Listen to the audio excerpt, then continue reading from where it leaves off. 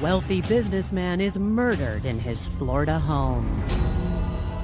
There was blood spatter everywhere.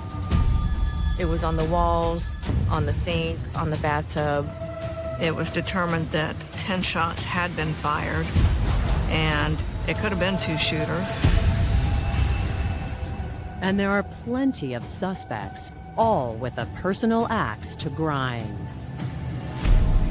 His dad left him to hang out to dry, and also emotionally abused him. It turned out my father had this woman that he's going to lunch with her, going to dinner with her. Are you best friends? Beyond best friends. Did you shoot your father? Absolutely not.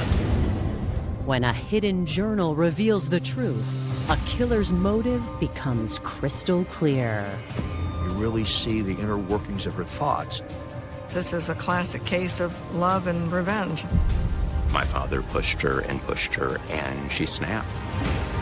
Hell hath no fury like a woman scorned.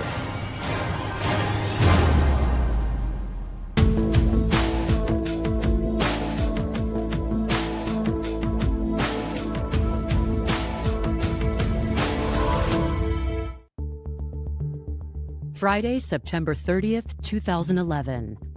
It's a warm fall day in the seaside town of Jupiter, Florida.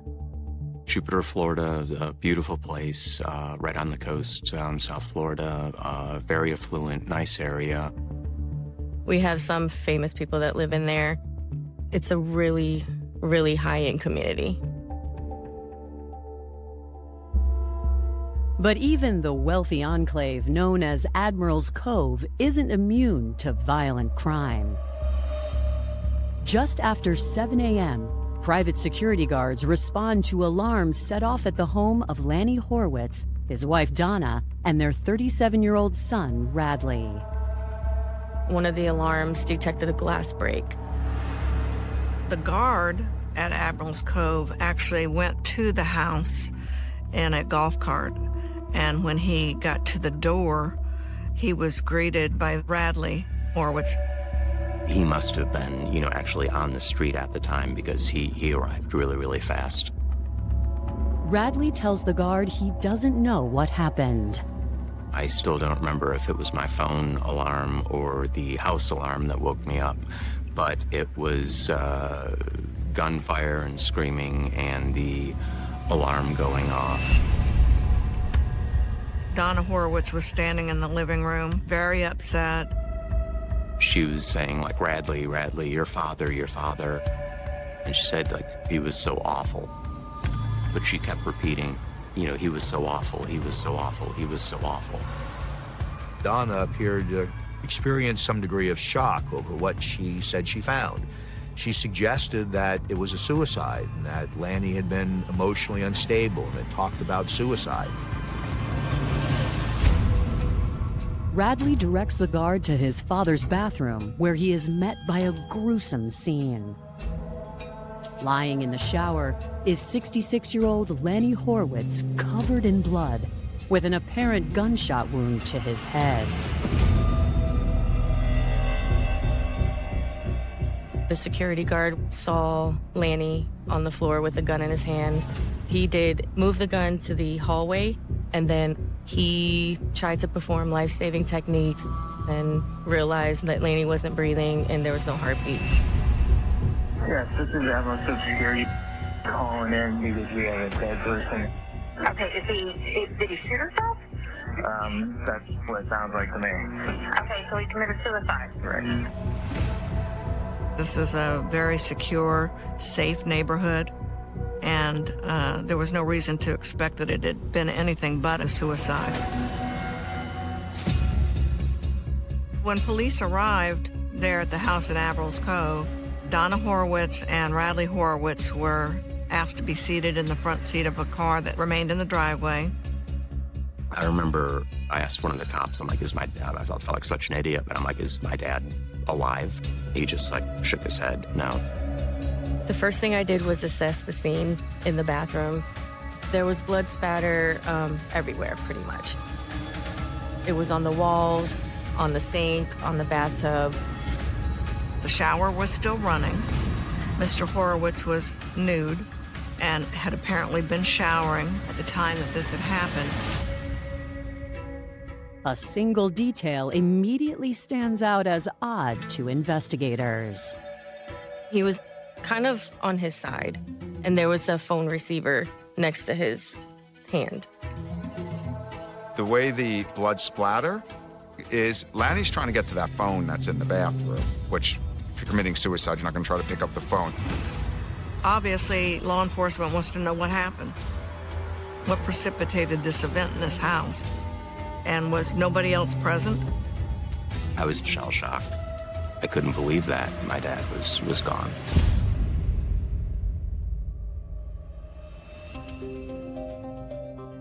Born in Buffalo, New York on July 30th, 1945, Donna Horwitz learned the power of money at a young age.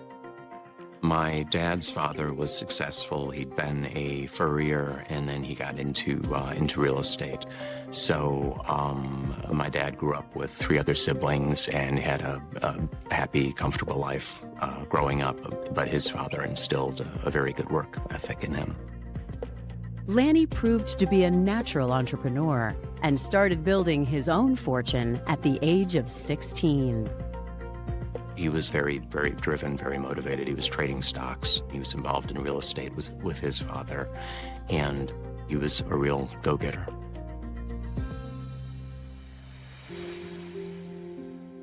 Lanny was just as driven when it came to matters of the heart. Lanny and Donna Horwitz met and started dating when she was about 15 and he was about 16. The story my father told me was when he saw my mom coming down the stairs at this house that, like, he knew right then that's who he wanted to marry. Donna, she had been raised with money. My grandfather on my mom's side, Dan Carnevale, was very successful. He was a local baseball celebrity in Buffalo with the Bisons, and he knew absolutely everybody in town. My mom was very warm, and everybody loved her.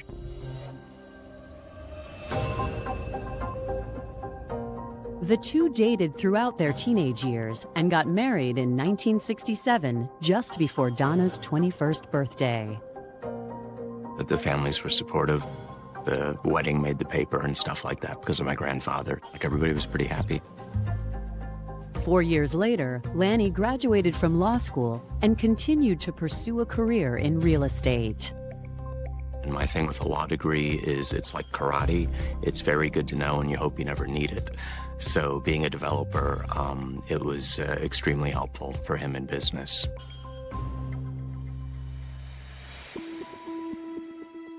Donna and Lanny had their son Radley in 1974. A few years after that, they moved to get away from the harsh New York winters. Buffalo, New York, the blizzard of '77, they're still talking about up there. And my father was stuck downtown for several days in an office building. It was that bad of a storm. That was what convinced my parents to do the pilgrimage down to South Florida. Real estate in Florida has historically been very profitable. This was a ripe place to be able to come and make money. The move paid off. Lanny quickly found success in the Sunshine State. He provided very well for the family. Donna was a homemaker. In Jupiter, the place that my parents built it was called Admiral's Cove. It was a private community, water access, and very affluent, very nice. A lot of money, nice cars, boats, golf courses, tennis, all that sort of thing. Radley Horwitz was an only child. He had a very good education. He was a well-educated, very smart young man. Growing up, most of the memories were happy with my parents, and we took a lot of trips. London when I was a little kid. We were in Italy at the Vatican about a week before the Pope was shot. Went to Hawaii, and they'd started building this ridiculously big house up in Asheville, North Carolina. To all outward appearances, the Horwitz family had it all. They had a very high standard of living, I think there was a Maserati. They had the North Carolina home. They're flying first class. All the accoutrements to what people perceive as success. But now, the good life has come to a tragic end. Initially called in as a suicide, Florida police are finding more evidence that Lanny's death may have involved foul play. There was a bullet hole in the towel that was draped over the shower door, and it had stippling, which would be gunpowder burns on the outside of the towel, which tells you that the gunshot was from the outside and not coming from the inside of the shower. It was clear to them that this was not a suicide. Now we need to find out who killed Donna Horwitz. Coming up, scandalous secrets are exposed. It looked like it was more than just a business relationship. And detectives question whether they're looking for more than one suspect. 10 shots had been fired. It could have been 2 shooters.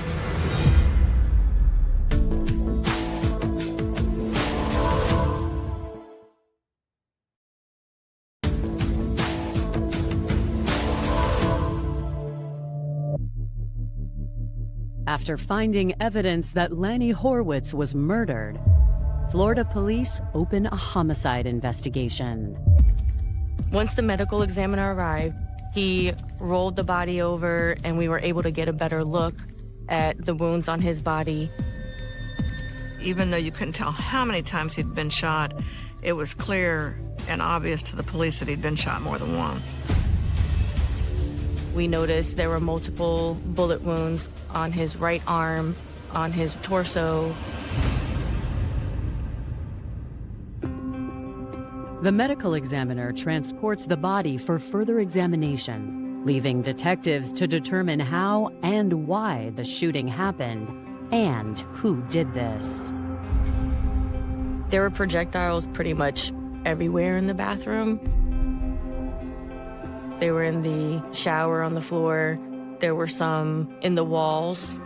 There were some in the bathtub.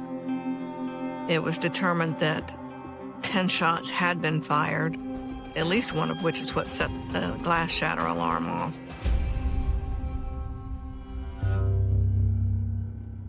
The revolver found near Lanny's body provides an important clue. The gun didn't have enough capacity to have fired all the number of bullets that had been fired. So if the person was to use the same weapon, they would have to remove the casings and reload that firearm. Investigators question if this could point to a second murder weapon or something even more sinister. It could have been 2 shooters.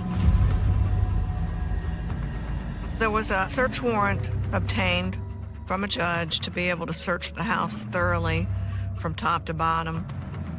In total, we collected about 26 firearms from the home. We weren't expecting to find that many firearms in the house. There was a firearm found in a locked safe, and in the attic, there was a very extensive, expensive collection of firearms. Most of the weapons are safely locked away and have not been fired recently. But they find one that has. Another officer did find another firearm on the dresser in the master bedroom that's connected to where the bathroom is. The gun is also a revolver with 5 spent casings. Detectives send the 2 revolvers to a crime lab for ballistics testing and continue their search. They examined the perimeter of the home and determined that all the windows and doors were secure, locked from the inside. So there was no evidence that somebody had broken in. Now we have to think, is it somebody who was let in the house? Was it somebody in the house? It would be obvious that they would want to know from Donna Horwitz and Donna Horwitz what's been going on. Officers first tried talking to Donna. She was sitting in the front passenger seat of a car in the driveway. She was in her pajamas. She had bare feet. She had her knees up to her chest and rocking back and forth. She kept saying, "Oh boy, oh boy, oh boy." And she just kept saying that sitting in the car, "Oh boy." My mom refused to talk to anybody. She's not really communicating. She doesn't want to give a statement. So all of these things could be suggestive of somebody who's in a state of shock from trauma. Her son, Radley, seems more capable of answering their questions. The detectives asked to talk to me in their car, and they were parked right in front of the house. We sat in the car for maybe like 20 minutes. It was, so what did you see? I was sound asleep, and it was like pop, pop, and the alarm was going off, and I heard screaming. I was scared. My pocket door, there's a little alcove, and it looks across the living room and front entrance. My parents' bedroom was on the other side. What was your mom's demeanor? How was she? She was screaming. Was she saying anything? What happened, or what's going on? She was distraught, and I got her some water, and she calmed, down.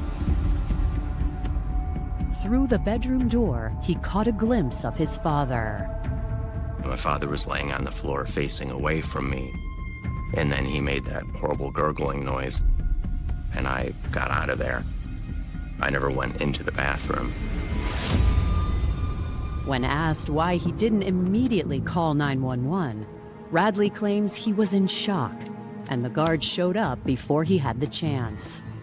He was very confused about what had happened and, obviously and understandably very upset. Radley says he didn't see who shot his father, but wants to help investigators however he can. I was trying to, cooperate with them. They asked if they could do a gunshot residue test on me. And I'm like, okay. Let's do the test. But when investigators ask him if he knows of any reason why someone might want to do this, he reveals his father wasn't exactly a saint. There were allegations or accusations that Lanny developed an affair or a more than business relationship with his business partner.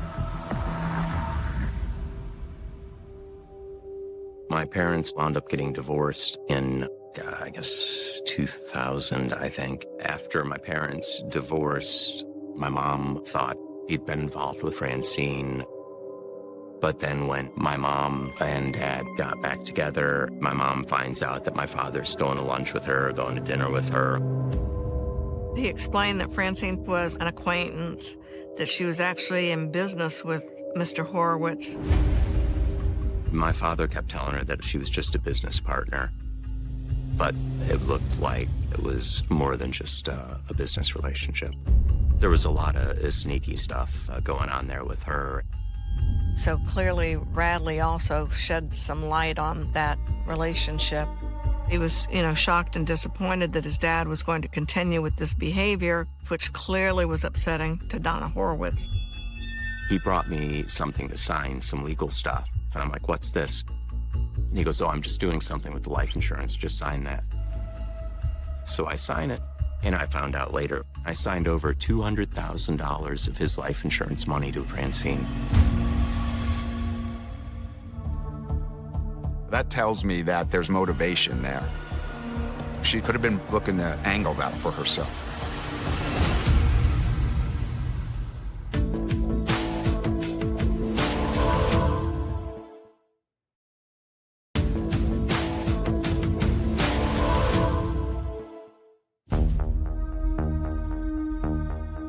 After learning of Lanny Horwitz's possible affair, detectives need to have conversations with the women in his life. Our goal was, if one of them would agree to talk to us, we would let them tell us what happened.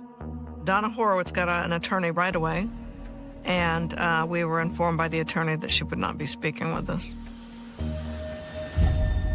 Thankfully, Radley knows where they can find Francine. Francine lived right down the street, so she was in the same development. Detectives pay her a visit and deliver news of Lanny's murder. She was very distraught, very emotionally upset, almost in shock. Okay. Obviously, we've just explained to you that Lanny, who you know, has been found dead. Okay. How then? Why? Well, we'll explain all that to you, but we'd like to ask you a few questions first. Francine says she and Lanny were supposed to be leaving that morning on a business trip to North Carolina. We couldn't wait. Okay. They had planned this whole entire week of such fun at the Grove Park Inn.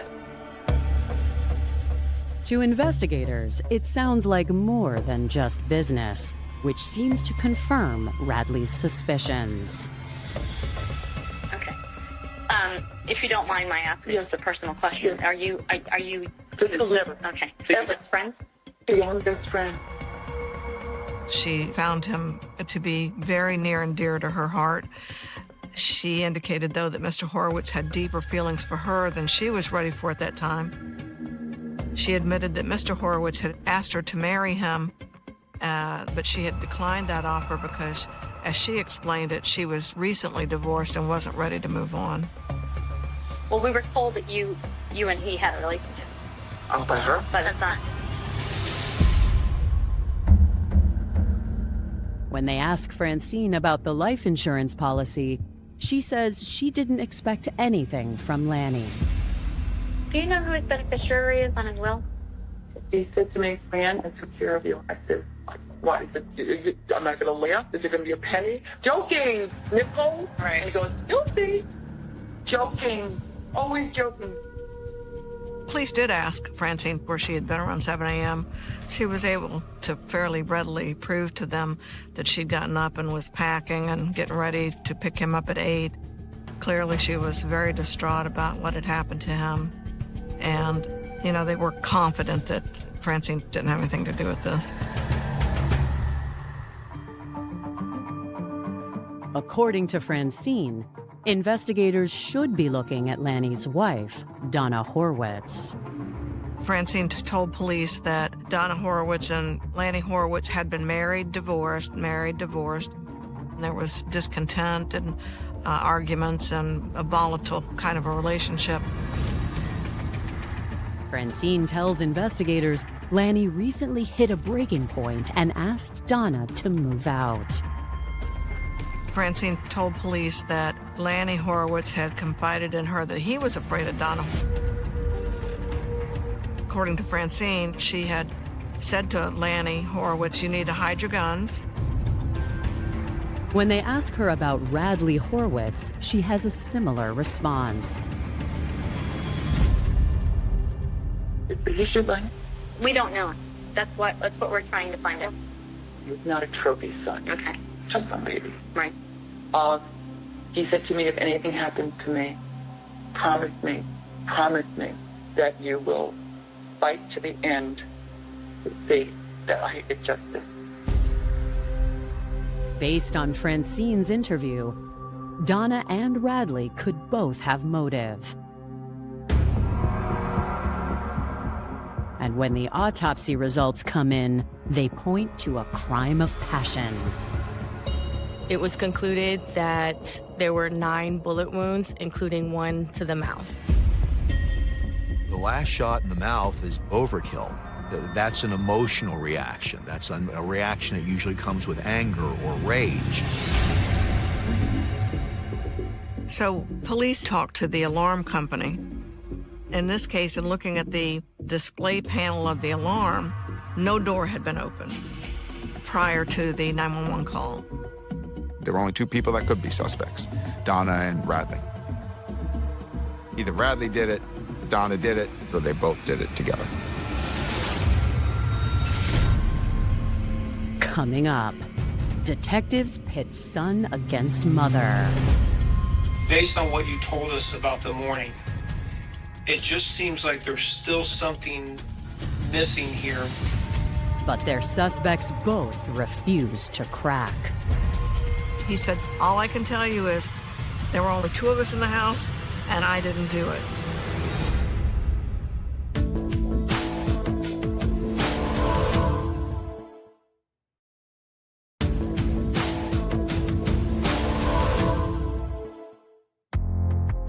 It's been 6 days since the brutal murder of Donna Horwitz.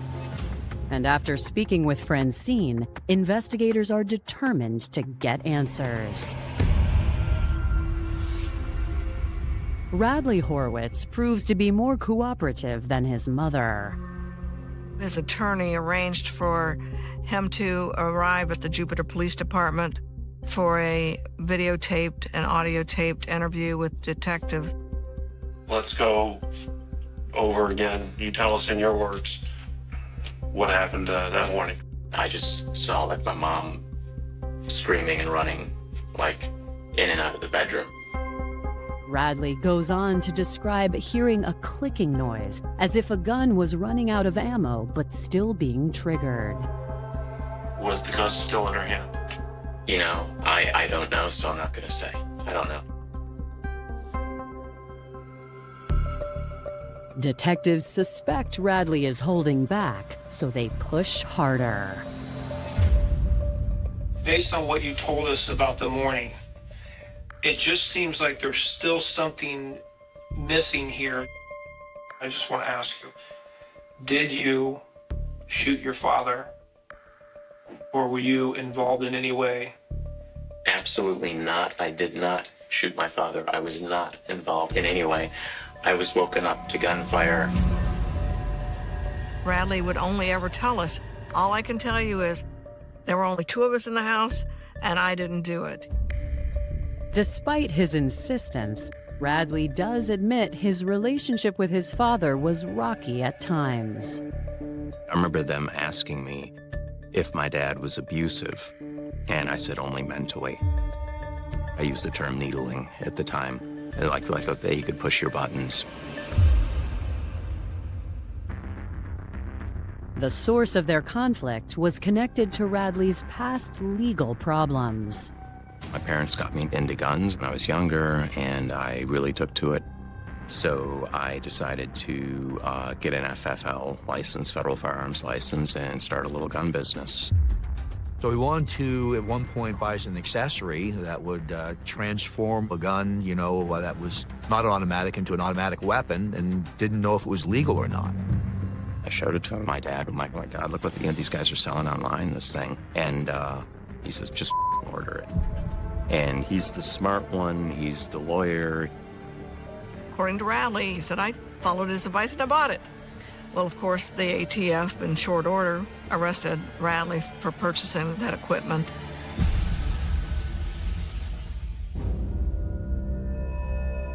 As a result of that arrest, Radley's vehicle was confiscated and he was sentenced to federal prison.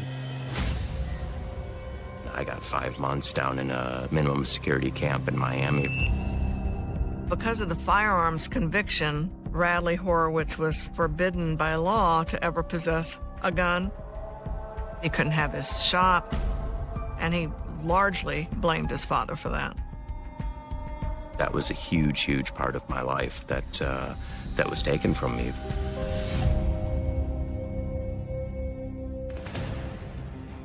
Radley has just confirmed his own potential motive for killing Lanny. Radley was a suspect. I mean, there's no 2 ways about it. Again, 3 people in the home, 1's dead. We knew at the conclusion of his statement, we wanted to go back to the house and see if anything was in there that was corroborative of what he was talking about. When he told us he went to his door and could look and see into the living room from there, could he really? So we went and looked ourselves to see that, yeah, you could see into the living room. And so it corroborated that he could see what he said he saw. During Radley's interview, he also said after the shooting, he brought his mother a bottle of water to calm down. Where'd the bottle of water go? We checked in the bathroom where Donna Horwitz lay on the ground, there was a single water bottle on the sink right above his head. So we collected that water bottle to be processed for DNA. We're basically able to corroborate just about anything and everything that Radley Horwitz told us. The detectives got the results back from Radley's GSR test, which was negative. They didn't do it on my mom because she asked for a lawyer first. Those results and Donna's continued refusal to speak with them lead investigators to one conclusion.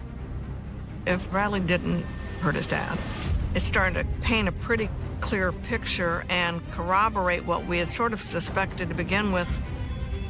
It actually was Donna, and we need to prove it.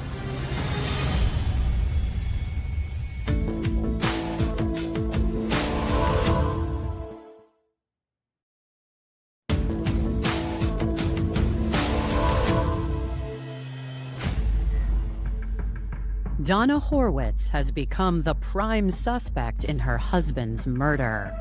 But since she refuses to talk, detectives must find another way to get answers.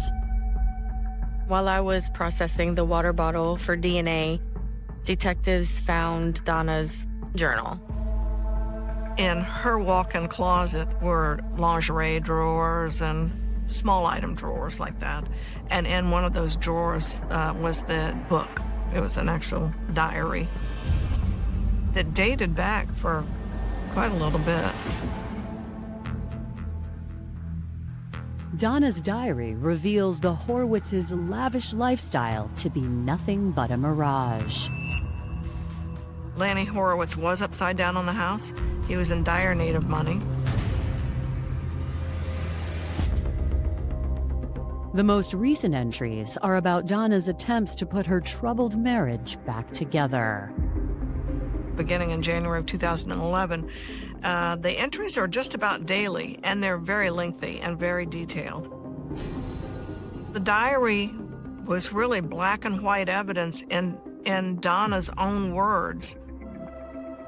You really see the inner workings of her thoughts about this was the script that she had set in her mind for a happy life for both herself and Lanny. It depicted a woman in Donna who desperately wants a family, but then we see her getting lost in her own self, her own mind. The diary starts to, he doesn't come home again. He's with Francine. He's this. And the reality of how Lanny's treating her happens. Detectives learned that in the spring of 2011, while the couple were divorced and living apart, Lanny asked her to secure a $200,000 loan from her parents. He shared with her that if she could borrow this amount of money, they could move in together again. Donna believed together, if we can get this $200,000, we can get married again, we can be a family again. But after Donna gets that money from her parents, she discovers Lanny isn't as invested in saving their marriage. He would say, I'll be home at 5 o'clock and we have dinner. And, he would share with her, oh, Francine and I had to go to a business dinner. We got tied up. She'd written in there about it was my birthday and we had hot dogs for the grill, but he took her to Three Forks on her birthday, which is a very nice steakhouse. According to her diary, Lanny told her, if I had known that Francine felt about me the way that I do now, I would never have asked you to move back in the house. I think that was the turning point. After that, her diary entries take a darker turn.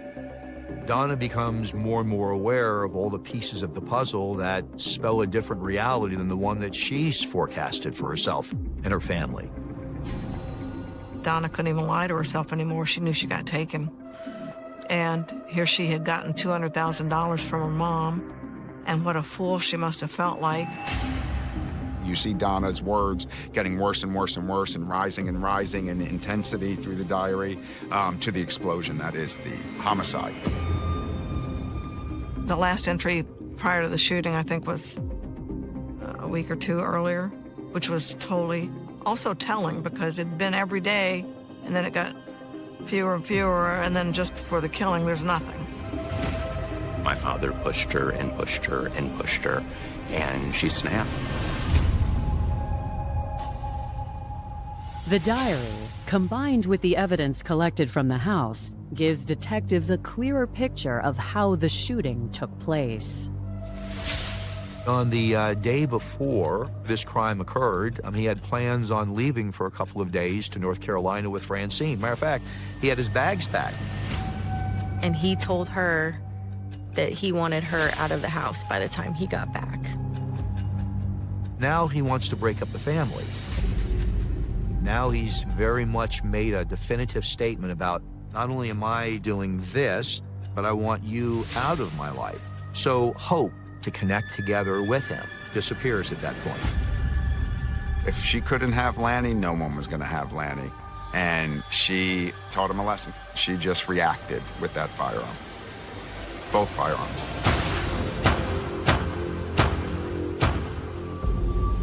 Ballistics confirm that after emptying all 5 rounds in the first revolver, Donna retrieved a second pistol from the bedroom and emptied that one too.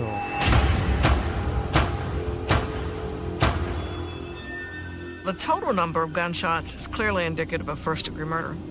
That's somebody that clearly intends that the target of their shooting, they want them dead. That was not a defensive shooting, a protect myself shooting. That was, you MFer, how could you do this to us? On October 6, 2011, 1 week after Lanny's death, Donna Horwitz is arrested. The hardest part of this entire case was trying to present the evidence in a methodical, logical, sequential form that a jury using common sense would come to the right decision. And we wanted to make sure we got it right.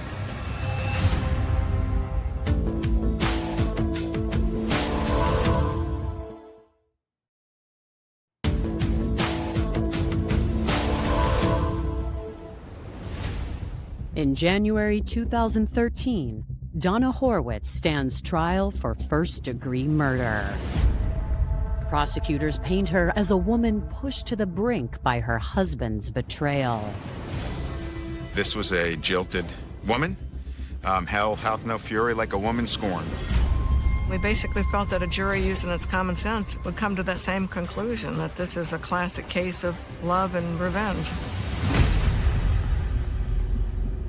I remember Alethea McRoberts saying about, because the last shot was into his mouth, and that she said that you could tell it was a very vengeful, spiteful thing. She may have just had enough with him speaking ill and silenced him. Any bit of sympathy that I had left for my mom was gone when I saw those colored pictures of the worst thing I've ever seen.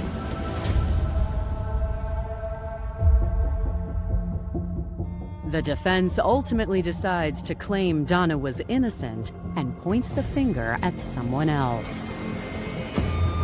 They argued that it was Radley that did it. My mom's lawyer said, I resented my father, and, either that I did it myself or that I hired a hitman. That's terrible. Like, you talk about not winning Mom of the Year. That's not Mom of the Year. I knew it was a bad defense. He was living for free in a very nice house in Admiral's Cove, with his dad. He had nothing to gain by hurting his dad. The prosecution argues that the only thing less likely than Radley shooting his father is him hiring someone else to do it for him. From our perspective, it didn't make a lot of sense. That was foolish to suggest that you pay good money, a lot of money to hire a professional hitman, and they don't bring their own gun. And there was no evidence of a third person. By checking with the alarm company, there had been no ingress or egress through a door prior to the glass shatter. On January 17, 2013, the jury is left to consider its verdict. After about 2 hours of deliberation, they found her guilty as charged of first-degree murder with a firearm, and she was thereafter sentenced to life in prison without the possibility of parole. Donna immediately appeals her conviction. At the very, very end of the trial, the last seconds of the trial, the assistant prosecutor got up there and said, "Oh, by the way, she refused to talk to the police that morning, so, You can't comment on a defendant's right to remain silent. That's a constitutional issue. Approximately 2 years after the conviction and sentence, the appellate court felt that was significant enough to reverse the case for a new trial. The retrial, the strategy didn't change. We just went forward and retried the case again, almost identical to the first time. 4 years after Donna's first conviction, she is found guilty again. She got a 32-year sentence, which is effectively a life sentence. I do think justice was served. It's tragic that she was so heartbroken, but you just can't go and kill the person that broke your heart. For mom to kill the father and then to blame your son, Donna will have to reconcile her life when Judgment Day comes for her, and I don't believe it'll be pretty for a person like her. even though she tried to blame me, I was very sympathetic still to my mom until I saw the pictures of my dad, the morgue autopsy pictures. That was the end of any sympathy for my mom there. When I say I miss my parents, I miss, when I was growing up, when things were good. But, I don't miss the people that they became at all.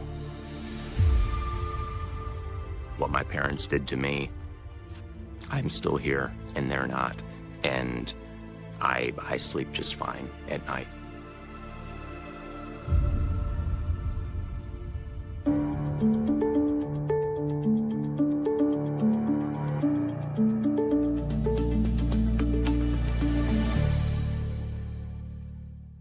In exchange for his full and truthful testimony with his attorney present, Chow provided his account of the events. He claimed that the family had become deeply fearful of Daphne, believing she possessed powerful spiritual abilities that could harm them if they failed to pay their debts. Chow claimed that his mother-in-law, Hongla, had felt so overwhelmed by the situation that she had suggested sacrificing herself so the family could collect the insurance money and satisfy the debt, a proposal he claimed Daphne supported. The prosecution, while skeptical of some of Chow's claims, recognized the legal necessity of his testimony to secure a conviction against the primary. Organizers, on August 26, 2019, the trial of Daphne Wright commenced. Chow took the stand, describing Daphne as an exacting individual who demanded payment at all costs. The defense contested Chow's credibility, arguing that he was motivated by the financial gain of the insurance payout and was shifting the blame to others. In September 2019, the jury reached its verdict. Daphne Wright was convicted of capital murder and sentenced to life imprisonment without the possibility of parole.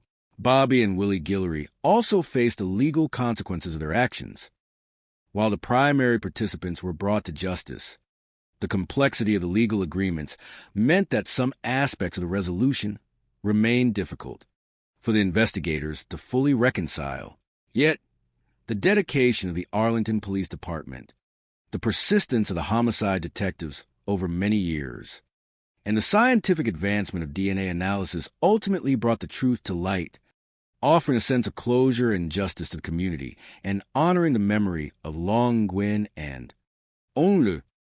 The morning sun of Texas had a way of rising with a gentle, golden warmth, casting long and peaceful shadows across the quiet suburban landscapes of Arlington. It was the 10th of June in the year 2012, a day that began like any other Sunday, filled with the promise of rest, family gatherings, and the soft rustle of wind through the green oak trees. Yet, beneath this tranquil surface, a profound mystery was about to unfold, one that would test the resolve of the local community and call upon the deepest dedication of the local police force. At exactly 7:29 in the morning, the quiet hum of the emergency dispatch center was interrupted by a phone call. The caller was a 38-year-old Vietnamese immigrant named Chow Tran. His voice, though trying to remain calm, carried an unmistakable undercurrent of anxiety as he requested a welfare check on his elderly in-laws who resided in a nearby apartment complex. He explained to the dispatcher that his father-in-law, whose name was Long Nguyen, was in his 70s and lived there with his beloved wife, Hong Lu. Chow explained that his family had gathered outside the residence because they had not been able to reach the couple. His teenage son had gone to knock on the door, but there had been no answer. The family had noticed that one of the windows of the residence was open, and a sense of deep unease had begun to settle over them. They waited outside, feeling a quiet dread that prevented them from entering on their own. Officer Weller, a dedicated officer with 14 years of experience, was the first to arrive at the scene. As he pulled up to the apartment complex, he immediately noticed a family standing together in the morning light. It was unusual to receive a welfare check request so early in the day, and the sight of an entire family waiting outside in quiet anticipation signaled that this was no ordinary situation. Walking up to the building, Officer Weller knocked loudly on the door and called out, but only silence responded. Upon entering the apartment, he found the living space in a state of disarray. It appeared as though a burglary had taken place. Items were scattered, and the home felt cold and abandoned. Officer Weller systematically checked the rooms. The living room, the kitchen, and the bathroom were all empty. He then entered the main bedroom. At first glance, the room appeared vacant, and the officer felt a brief moment of relief, hoping that perhaps the elderly couple had simply gone for an early morning walk to enjoy the cool air. However, as he turned to leave, his flashlight caught the faint outline of hand smudges on the wall next to a very small closet. A quiet instinct, honed by more than a decade of police work, urged him to investigate. Slowly, he opened the closet door. Inside the small space, Officer Weller discovered the tragic truth. Long Nguyen and Hong Lu were inside, silent and still. It was immediately clear that they had been the victims of a terrible and violent act. Their hands were bound, and their faces were covered with heavy gray adhesive tape. The sheer gravity of the scene struck the experienced officer with a sudden, heavy wave of shock. For a moment, he stood in the quiet room, unable to speak, before stepping back into the living room to compose himself. He then reached for his radio to call for a supervisor in the crime scene unit. When the homicide investigators arrived, led by detectives with over 2 decades of experience, they were equally moved by the tragedy. The physical evidence suggested a struggle had occurred near the front door, with signs of disturbance stretching into the living area. To the seasoned investigators, the crime at first resembled a robbery that had taken turn for the worse. However, certain elements in the apartment seemed unusual. On the coffee table lay a plate with crushed prescription pills, and nearby was a partially burned hand-rolled cigarette. Most striking of all was a light blue bandana carefully wrapped around a glass bottle, left in a prominent position. In the city of Arlington, which was home to a large, vibrant, and industrious Vietnamese immigrant community, the local police were familiar with the dynamics of local youth groups. The blue bandana was a color often associated with certain local factions. This led some investigators to initially theorize that the crime might be connected to group extortion.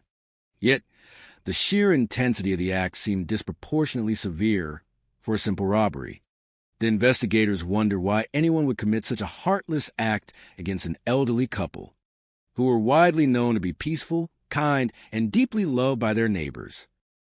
Long Nguyen and Hong Lu had immigrated to the United States of America from Vietnam in the year 2000. Like many before them, They had brought their treasured cultural traditions, their deep family values, and a hope to build a bright future for their children and grandchildren. They chose Arlington, Texas, because of its welcoming atmosphere and the established Vietnamese community that had flourished there since the late 1970s. Settling in their new home, they established a commercial sewing business, relying heavily on their son-in-law, Chow Tran, to assist with operations since he spoke fluent English and could easily communicate with local contractors. For nearly 10 years, their hard work bore fruit.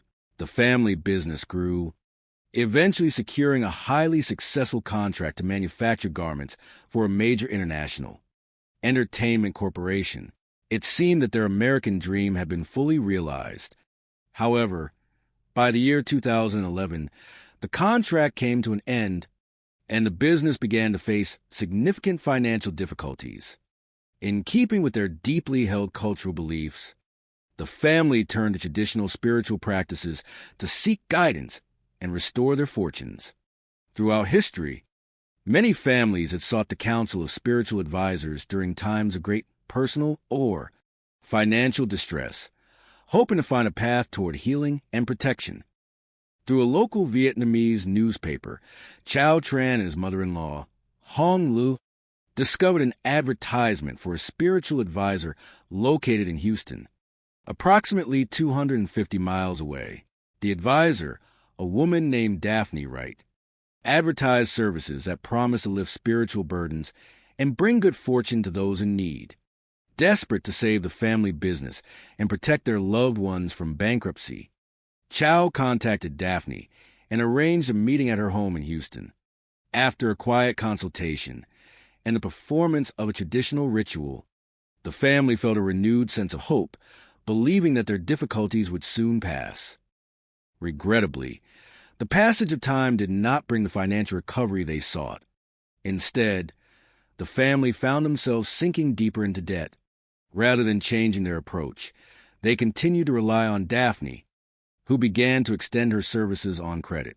Over the course of several months, the outstanding balance for these spiritual rituals grew to an extraordinary sum, reaching between $250,000 and $280,000. Following the tragic discovery in June of 2012, the medical examiner conducted a thorough examination to determine the precise cause of death. The findings revealed that the elderly couple had not perished from physical impact, but rather from suffocation caused by the extensive wrapping of the adhesive tape. This revelation deepened the determination of the detectives to find those responsible, as the act demonstrated a deliberate intent to end the lives of the gentle couple. As the investigation proceeded, detectives received a routine notification from an insurance provider. It was revealed that there were substantial life insurance policies in place for the couple, totaling at least $1 million, with Chow Tran named as one of the primary beneficiaries. When questioned about this, Chow explained that the policies had been established to ensure that the family's sewing business could continue to operate and support the family in the event of an unforeseen tragedy. Furthermore, Chow and his family members provided consistent accounts of their whereabouts on the night of the incident, explaining that they had been celebrating Long Nguyen's birthday at a family gathering until late in the evening.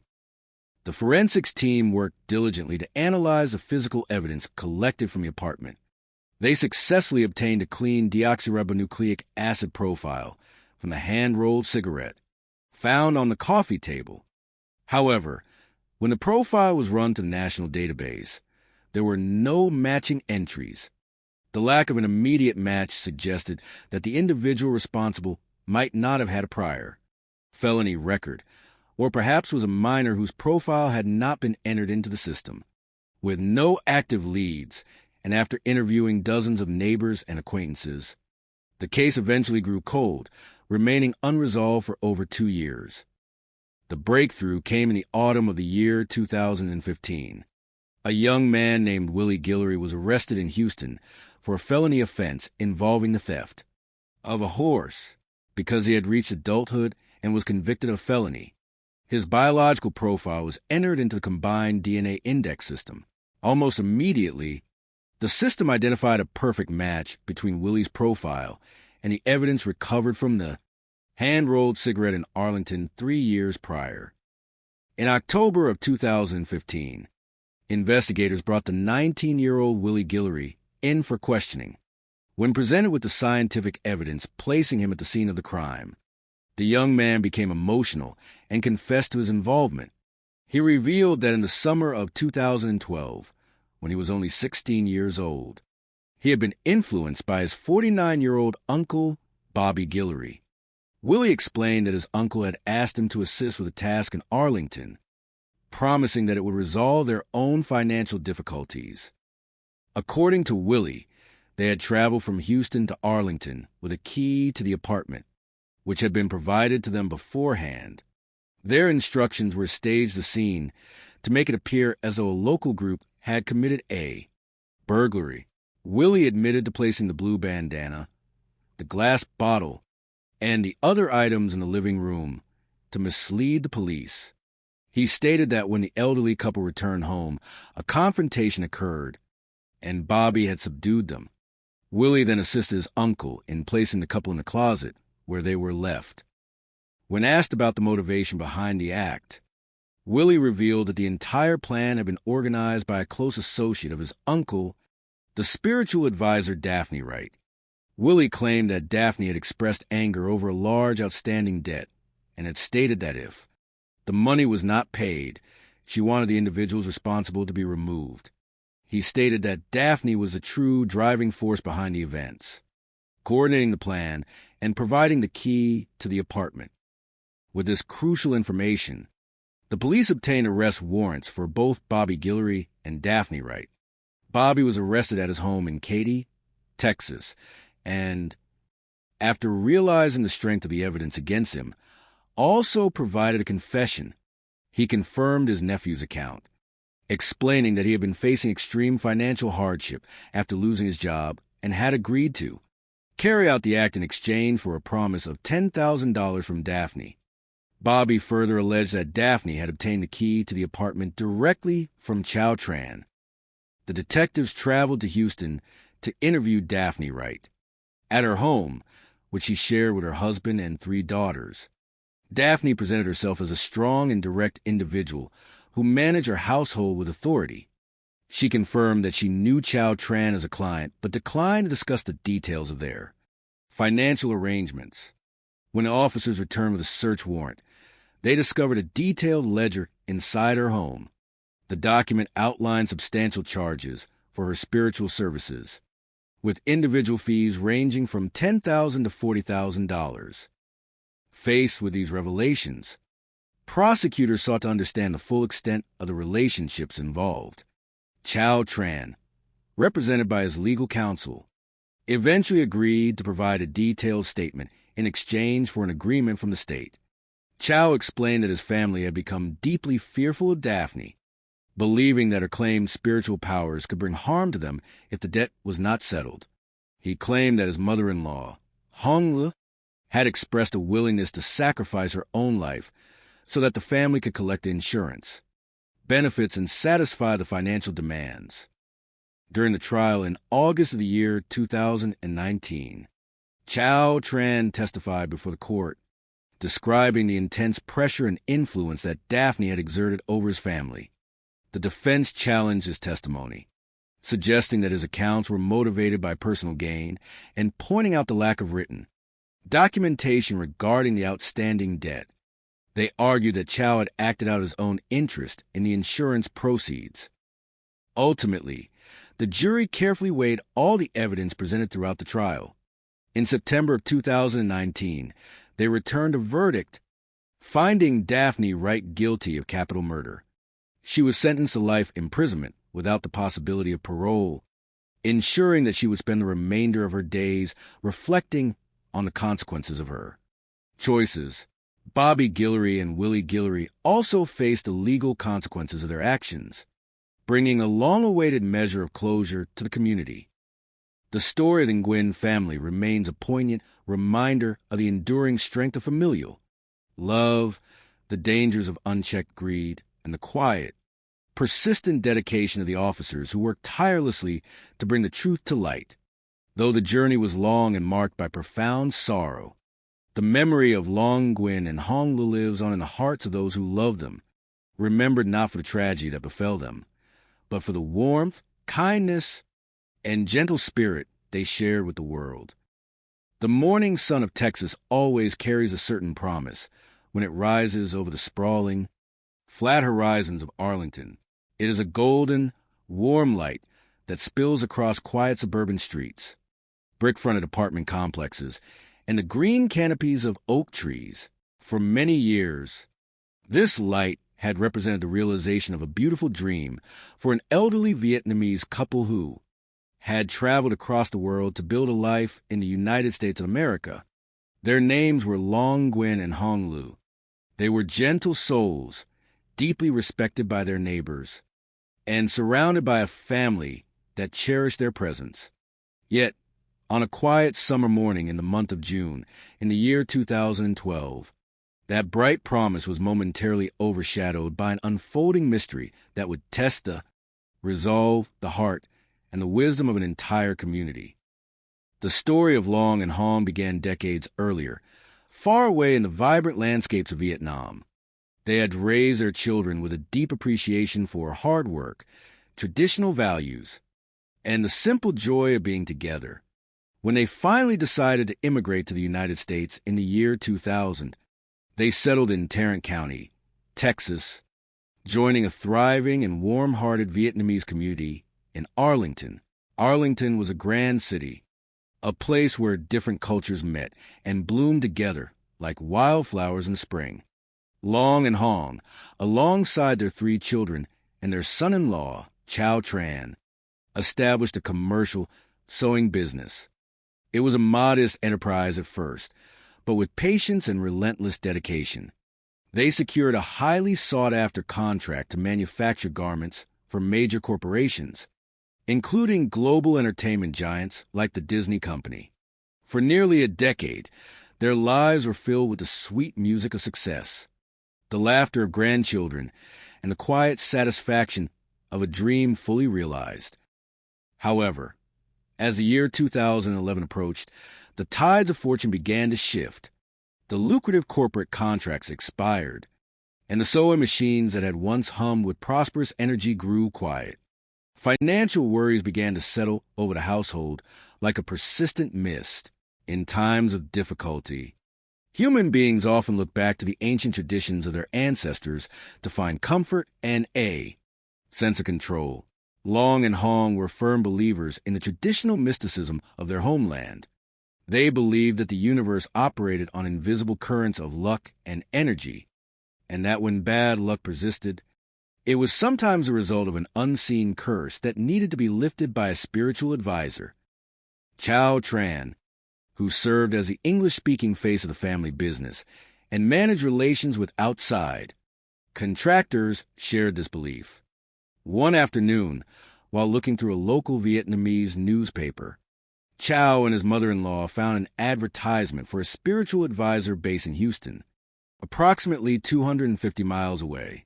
The woman advertised herself as a healer who could lift heavy burdens, remove negative energy, and invite prosperity back into the lives of those who had lost their way. Her name was Daphne Wright. Hoping to restore their family legacy, Chow contacted Daphne and arranged a meeting at her home in Houston. The ritual she performed filled them with a renewed sense of hope. They returned to Arlington believing that their struggles were finally coming to an end. But instead of the bright dawn of prosperity, a strange and quiet shadow began to gather around the family, culminating in a fateful call to emergency dispatchers on the morning of June 10, 2012. At precisely 7:29 in the morning, Chow Tran dialed the emergency number, his voice trembling as he requested a welfare check on his elderly in-laws. He explained to the dispatcher that his teenage son had gone to knock on the door of their apartment, but there had been no response. Looking closely at the residence, the family noticed that one of the windows was slightly open, and things inside did not appear right. Too frightened to enter the quiet home themselves, They waited anxiously outside for the arrival of the police.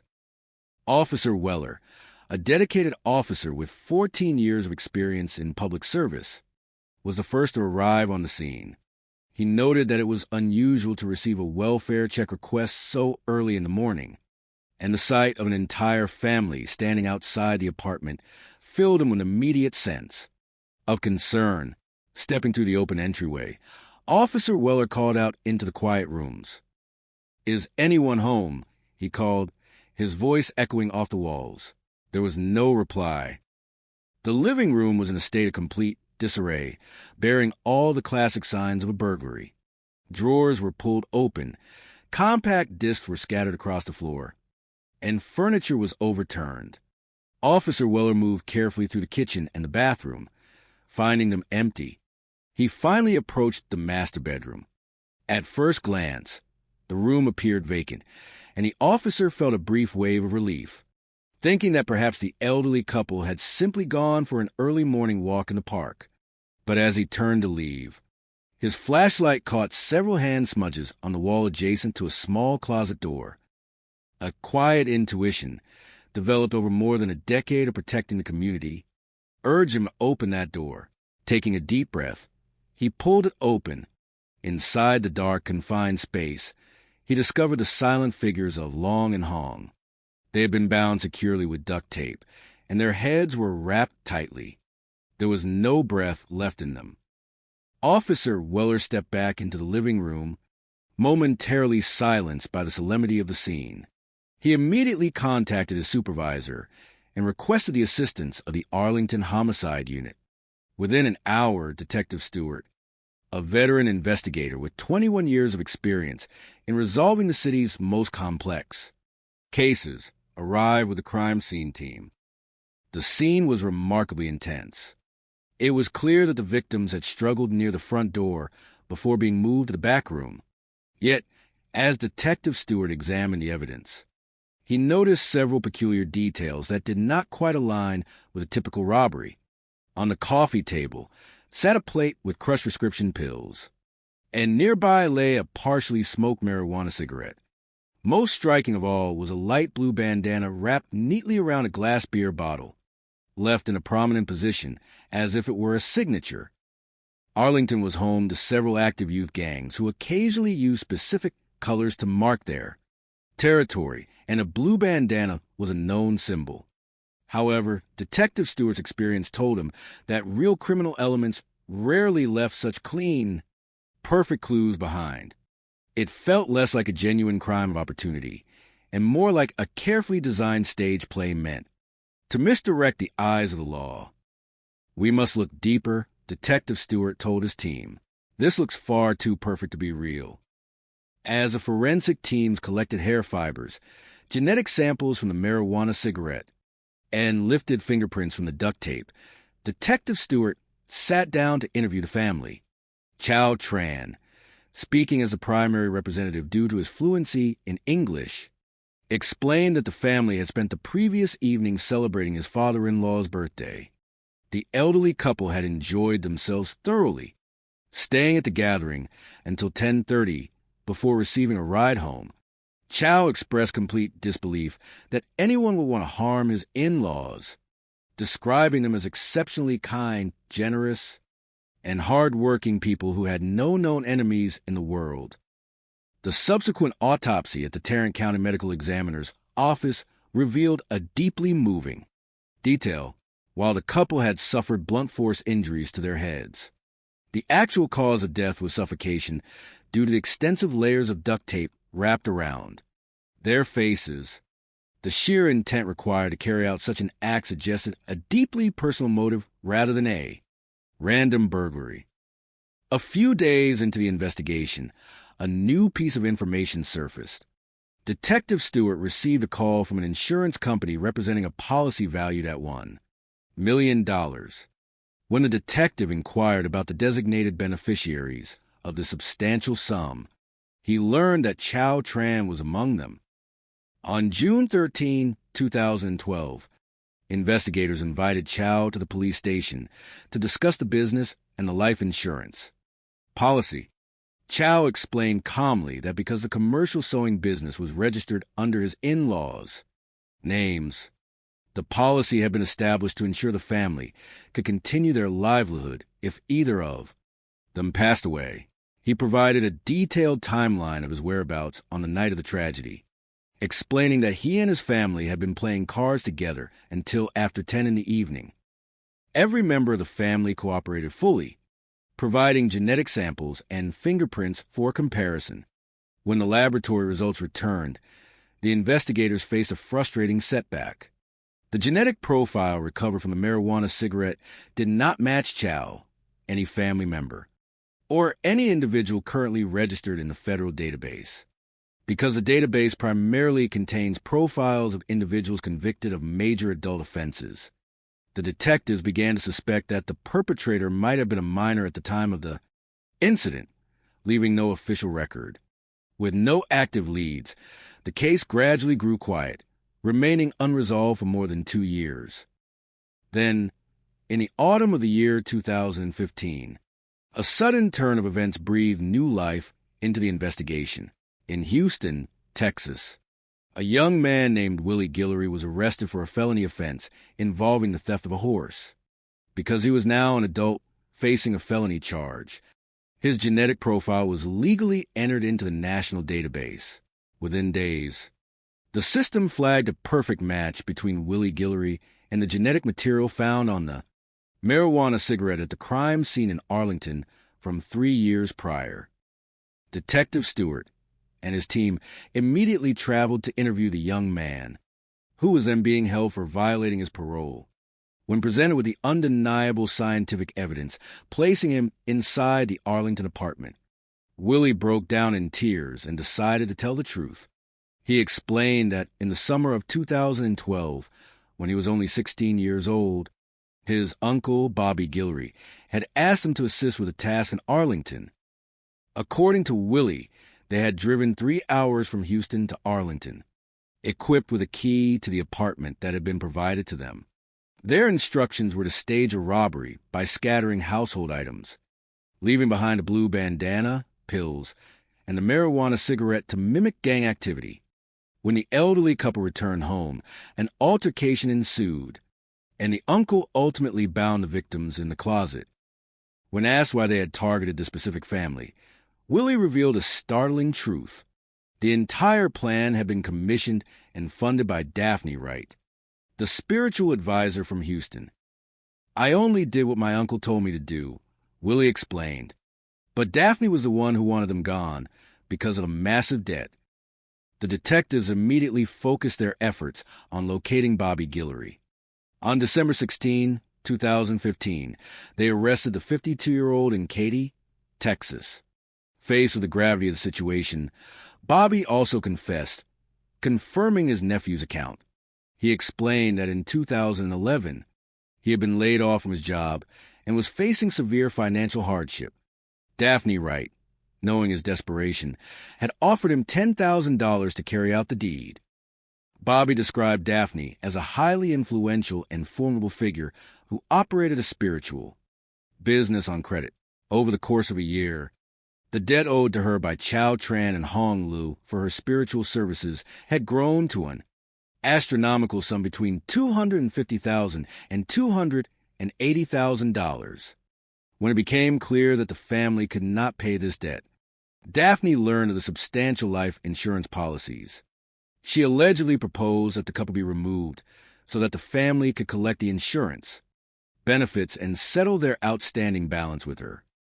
"But how did you obtain the key to the apartment?" Detective Stewart asked. Bobby looked at the investigator and replied, "Daphne gave it to me. She said she got it directly from Chow Tran." This revelation deeply moved the investigators, who had built a supportive relationship with the family over the years. They focused their attention on Daphne Wright, securing an arrest warrant and searching her Houston residence. Inside her home, they discovered detailed business ledgers documenting that she charged clients tens of thousands of dollars for her spiritual interventions. When interviewed, Daphne's husband, Howard, maintained his complete innocence. expressing absolute surprise at the allegations and stating he had no knowledge of his wife's external business arrangements. Daphne herself remained quiet, requesting the presence of her attorney. In order to build an ironclad case against the primary coordinator of the tragedy, prosecutors made a difficult but necessary decision. They offered Chow Tran immunity from prosecution in exchange for a complete and honest testimony against Daphne Wright, Bobby Guillory, and Willie Guillory. During the trial, which commenced on August 26, 2019, Chow took the stand. He painted a picture of a family that had become deeply enticed and terrified by Daphne's purported spiritual authority. He claimed that they believed she possessed the power to both lift and place devastating curses, and that his mother-in-law, Hong, had ultimately suggested sacrificing herself so the family could collect the insurance money'd pay off their immense debt. The defense argued that Chow was a willing participant who had orchestrated the plan to secure the insurance funds for himself, noting the lack of physical documentation regarding the alleged debt. Ultimately, the jury listened carefully to all the evidence presented. In September of 2019, they returned a verdict of guilty of capital murder against Daphne Wright. She was sentenced to life in prison without the possibility of parole, ensuring that she would no longer be able to influence or harm others. Both Bobby and Willie Guillory also faced the legal consequences of their actions. Though the road to justice was long and filled with complex truths, the resolution of the case brought a profound sense of peace and closure to the Arlington community. It served as a powerful reminder of the importance of wisdom, the dangers of extreme superstition, and the enduring dedication of the men and women in law enforcement who worked tirelessly to bring truth to light. The memory of Long Nguyen and Hong remains cherished by their grandchildren, a testament to the love, hard work, and bright dreams that first brought them to the welcoming shores of their new home. The morning sun of June 10th, 2012, rose over Arlington, Texas, casting a warm, golden glow across the quiet neighborhood. It was the kind of morning that promised the simple comforts of a peaceful Sunday. Yet beneath the serene surface, a silent tragedy had already unfolded. For more than 2 decades, the seasoned homicide investigators of the local police force had walked through the darkest corners of human nature, but nothing could prepare them for the quiet apartment on the outskirts of the city. The air inside was heavy and still, holding a secret that would soon ripple through the entire community, leaving even the most veteran officers standing in silent, stunned disbelief. To understand the weight of this quiet morning, one must look back to the turn of the millennium, to the year 2000, when an elderly couple named Long Nguyen and Hong Lu made the brave decision to leave their homeland of Vietnam. They were filled with a quiet, persistent hope that defined so many who sought the American dream. With their 3 beloved children in tow, they packed their lives into a few suitcases, carrying with them not just physical belongings, but a rich tapestry of time-honored traditions, deep spiritual beliefs, and an unshakable dedication to family. They chose Arlington as their new home, a vibrant city within Tarrant County that had welcomed a large and thriving Vietnamese community since the late 1970s, following the historic events of 1975. Long and Hong were gentle souls, known by their neighbors as exceptionally kind, hardworking, and generous. They never sought conflict and spent their days focusing on their family and their business. Soon after arriving in Texas, they established a commercial sewing business, pouring their hearts and physical strength into every stitch. To help run the operations, they enlisted their son-in-law, Chow Tran, a 38-year-old immigrant who possessed a strong command of the English language. Chow became the public face of the enterprise, handling negotiations with contractors and managing the day-to-day business relations. For nearly a decade, their dedication bore fruit. The hum of the sewing machines was a song of prosperity, culminating in lucrative contracts with global giants, including the creation of garments for legendary brands like Disney.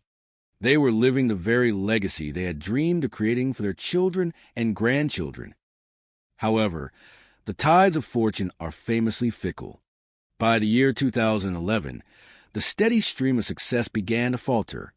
The prestigious contract with Disney was lost, and the family business entered a steep, worrying decline. In Vietnamese culture, when faced with such sudden and overwhelming misfortune, it is not uncommon to look beyond the material world for solutions. For thousands of years, many East Asian traditions have maintained a deep belief in spiritual balance, seeking the guidance of spiritual protectors to ward off bad luck and welcome prosperity. When a family faces a major crisis, such as financial ruin or deep personal distress, they may turn to a spiritual advisor to perform traditional rituals meant to restore harmony and lift perceived curses.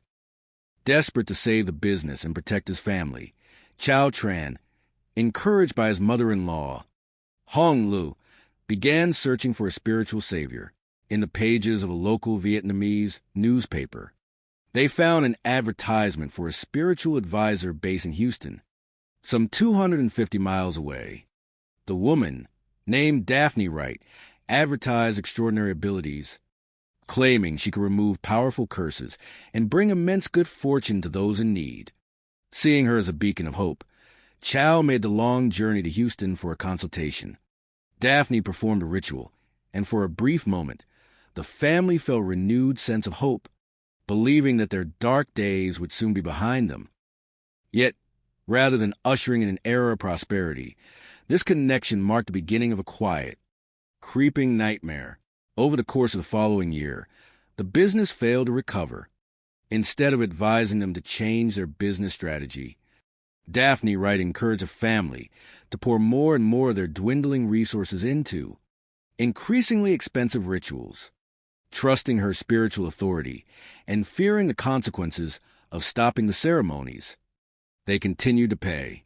The financial demands grew larger, ballooning into a staggering debt that ranged between $250,000 and $280,000. Unbeknownst to the rest of the world, a dark and dangerous dynamic was forming, driven by greed and a desperate, misplaced faith. On that bright morning of June 10th, 2012, at exactly 7:29 in the morning, the emergency dispatchers in Arlington received a trembling call from Chow Tran. He requested a welfare check on his elderly in-laws, explaining that he and his family had gathered outside the couple's apartment and were deeply concerned. Chow explained to the operator that his father-in-law, Long Nguyen, was 70-something years old and that his wife and teenage son had noticed an open window at the residence. The apartment appeared unusually quiet, and items seemed to have fallen inside. Terrified of what they might find, the family remained outside, waiting anxiously for the authorities to arrive. Officer Weller was among the first to respond to the scene.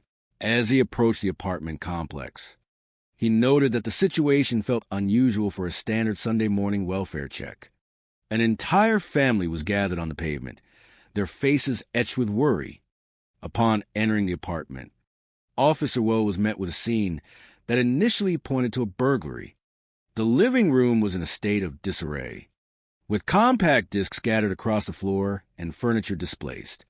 He called out into quiet rooms, but his voice returned only silence. He checked the kitchen and the bathroom, finding them empty, before turning his attention to the master bedroom. Initially, the bedroom appeared vacant, and the officer prepared to step back outside to reassure the waiting family. But as he turned toward the exit, his flashlight illuminated faint hand smudges on the wall adjacent to a small closet. A sudden, heavy hesitation took hold of him, an instinct telling him that something terrible lay behind that door. Steeling himself, he opened the closet. Inside, he discovered the bodies of Long Nguyen and Hong Lu. They had been bound tightly with duct tape, their heads and mouths completely wrapped, and the small space bore the unmistakable signs of a violent struggle. In shock, Officer Weller stepped out of the bedroom, momentarily unable to speak or use his radio. When he finally regained his composure, He requested immediate assistance from crime scene investigators and homicide detectives. Detective Stewart, a veteran with 21 years of experience in the homicide unit, arrived shortly after. He was deeply shaken by the sheer cruelty inflicted upon an elderly, defenseless couple who had no known enemies and were beloved by everyone in the community. At first glance, the scene appeared to be a robbery gone terribly wrong, but several details struck the detectives as highly unusual. On the coffee table lay a plate of crushed prescription pills and a discarded marijuana cigarette, as if the intruders had paused to consume drugs. More peculiarly, a light blue bandana was wrapped carefully around a beer bottle, left in plain sight. In Arlington, certain active youth gangs were known to associate it with specific colors, and the blue bandana seemed like an explicit calling card. Yet Detective Stewart was skeptical. The scene felt too staged, the clues too perfect, as if someone had deliberately tried to paint a picture of gang violence to steer the investigation away from the truth. As the forensic teams collected hair fibers, blood swabs, and the duct tape for fingerprint and deoxyribonucleic acid testing, investigators began interviewing the family. Chow Tran, speaking as the primary representative because of his English fluency, explained that the family had gathered the previous evening to celebrate his father-in-law's birthday. The elderly couple had enjoyed themselves immensely, leaving the celebration around 10:30 in the evening with a ride from another relative. It was the last time they were seen alive. Chow mentioned that while the sewing business was struggling, his in-laws did not keep significant amounts of cash at home, as they had been facing severe financial stress. The following day, detectives attended the autopsy at the Tarrant County Medical Examiner's office. The findings were heartbreaking. While the victims had suffered blunt force trauma to their heads, likely from an object resembling a hammer or a small bat, that was not the cause of their passing. Hong Lee's face had been wrapped in 25 feet of duct tape and Long Nguyen's in 10 feet. They had succumbed to suffocation. The cold, calculated nature of their deaths confirmed to Detective Stewart that this was not a simple robbery. The explicit intent of the perpetrators was to end the lives of the gentle couple. The investigation took a sudden turn when Detective Stewart received a routine inquiry from an insurance company. It revealed that the deceased couple held a substantial life insurance policy valued at least $1 million. When detectives questioned the insurance company regarding the beneficiaries, they discovered that Chow Tran was among those set to receive the funds. On June 13, 2012, investigators invited Chow back to station.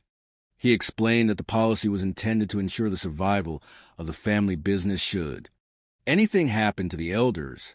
He provided a detailed timeline of his whereabouts on the night of the crime, confirming he was playing cards with relatives until past 10 in the evening. With airtight family alibis and no immediate forensic matches from the crime scene, the investigation began to slow. The genetic profiles recovered from a marijuana cigarette did not match any family members, nor did they find a match in the Federal Bureau of Investigation's combined DNA index system. For more than 2 years, the case remained cold, leaving the detectives frustrated but determined. Then, in October of 2015, a breakthrough emerged from an entirely unexpected source. A 19-year-old named Willie Guillory was arrested in Houston for felony of horse theft. Because he was now an adult facing a felony charge, his genetic profile was entered into the national database. To the astonishment of the Arlington detectives, Willie's profile was an exact match for the deoxyribonucleic acid found on the marijuana cigarette, left at the crime scene in 2012. At the time of the murders, Willie had been only 16 years old, which explained why his profile had not previously been in the system. On October 17, 2015, investigators brought Willie Guillory in for questioning.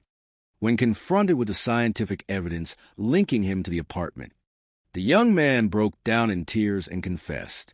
He revealed that he had not acted alone. He had been led to Arlington by his 49-year-old uncle, Bobby Guillory.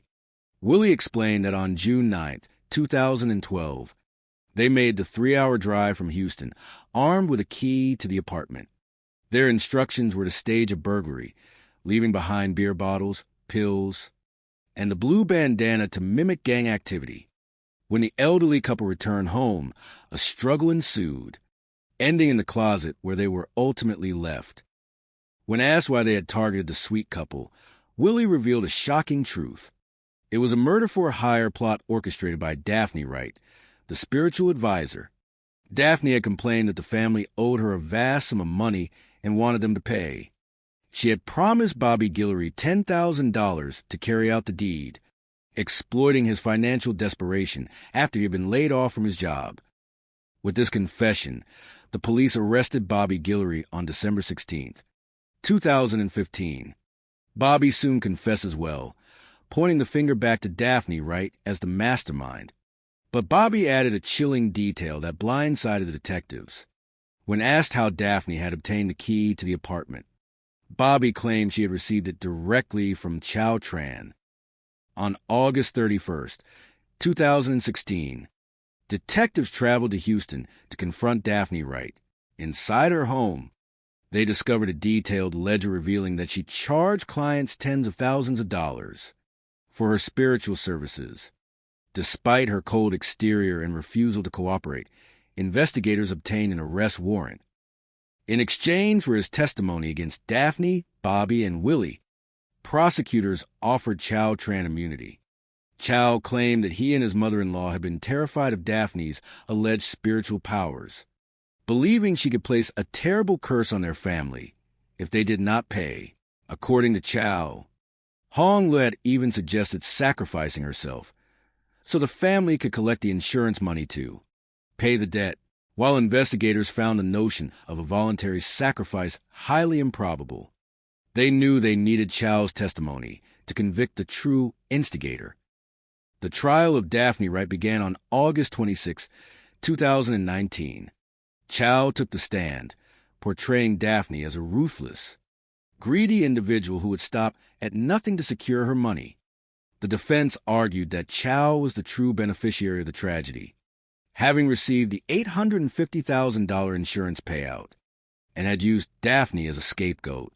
Nevertheless, in September of 2019, the jury found Daphne Wright guilty of capital murder, sentencing her to life in prison without the possibility of parole.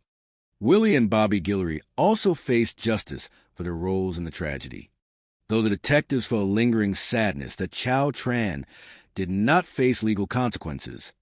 The resolution of the case brought a profound sense of closure to the community, proving that even the darkest secrets eventually come to light, and that the memory of Long and Hong's gentle spirits would live on, honored by the justice finally served. The morning sun over Arlington, Texas, always seemed to carry a certain promise, especially for those who had traveled across oceans to find it. In the year 2000, Long Nguyen and his beloved wife, Hong Lu, arrived in the United States from Vietnam, bringing with them not just their 3 children, but a lifetime of hopes, quiet determination, and the rich traditions of their homeland. Arlington was a bustling city in Tarrant County, a vibrant melting pot where the old world and the new world met in harmony. For the large Vietnamese community that had flourished there since the late 70s, it was a sanctuary of opportunity, a place where hard work could transform a simple life into a beautiful legacy. Long and Hong were gentle, warm-hearted souls who smiled easily and spoke with a quiet humility that instantly endeared them to everyone they met. They established a commercial sewing business, pouring their hearts into every stitch, every roll of fabric, and every finished garment. To help navigate the complex landscape of American commerce, they relied on their son-in-law, Chow Tran, a 38-year-old immigrant who spoke English fluently and became the public face of their family enterprise. For nearly a decade, their efforts bore sweet fruit, culminating in a highly lucrative contract to manufacture garments for a global entertainment giant, an achievement that felt like the ultimate realization of their American dream. However, The tide of fortune is as unpredictable as the ocean. By the year 2011, the family faced a sudden and challenging shift when their major commercial contract came to an end. The sewing machines, which had once hummed with prosperous energy, grew quiet, and the weight of financial stress began to settle over the household. In times of difficulty, humans often look backward to the ancient roots of their culture for comfort and guidance.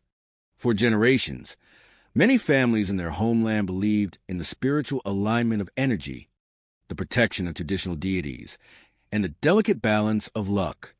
When conventional methods failed to restore their business, Hong and Chow began to wonder if a spiritual cloud had cast a shadow over their endeavors.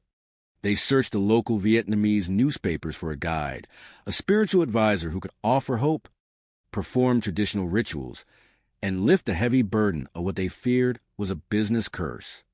That search led them to Houston, 250 miles away, where a woman named Daphne Wright advertised her services as a spiritual counselor capable of removing obstacles and restoring prosperity. Chow Tran made the long journey to Houston to meet Daphne, hopeful that her ancient practices could breathe life back into the family business. At first, the rituals brought a sense of comfort and a renewal of hope. Daphne was a commanding, direct woman who exuded absolute confidence in her spiritual authority.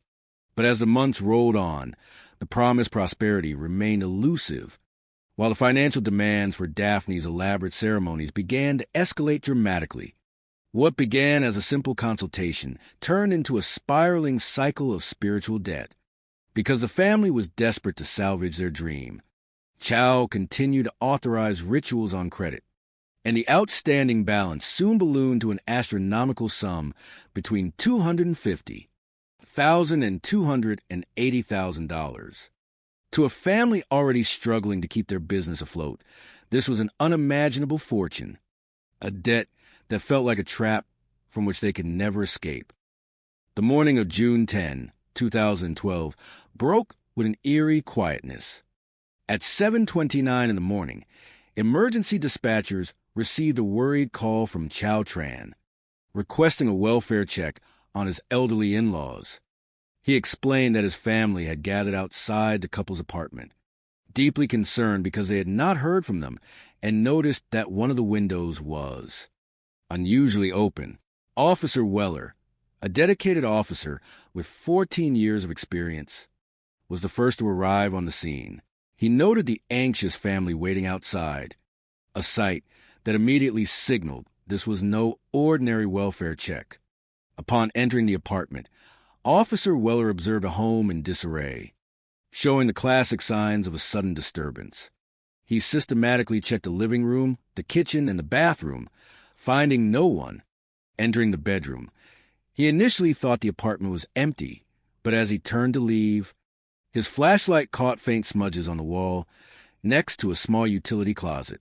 Trusting his professional instincts, he opened the door and made a somber, tragic discovery. Inside the closet lay Long and Hong, the elderly couple who had spent their lives seeking peace and building a future for their family, had been bound with duct tape and had tragically passed away. The scene was deeply affecting, leaving even a veteran force shaken by the loss of two gentle community members. Arlington homicide investigators, including Detective Stewart, a seasoned investigator with 21 years of experience, arrived to piece together the mystery. At first glance, the apartment suggested a robbery gone wrong, but several peculiar items caught the detective's attention. On the coffee table lay a plate of crushed prescription pills and a marijuana cigarette. And most curiously, a light blue bandana was wrapped carefully around a beer bottle, almost as if it had been left intentionally as a calling card. To the experienced detectives, the scene felt almost too orchestrated, leading them to suspect that someone had deliberately tried to stage the crime to look like gang activity, shifting the focus away from the true perpetrator. As the community mourned the loss of Long and Hong, detectives attended the autopsy, where they learned the heartbreaking truth that the couple had suffocated due to the restrictive tape. The sheer deliberation of the act made it clear that this was not a random act of violence, but a targeted, deeply personal crime. While investigating potential motives, Detective Stewart received a phone call from an insurance company, revealing that the couple possessed a highly substantial life insurance policy worth at least $1 million, with Chow Tran listed as a beneficiary.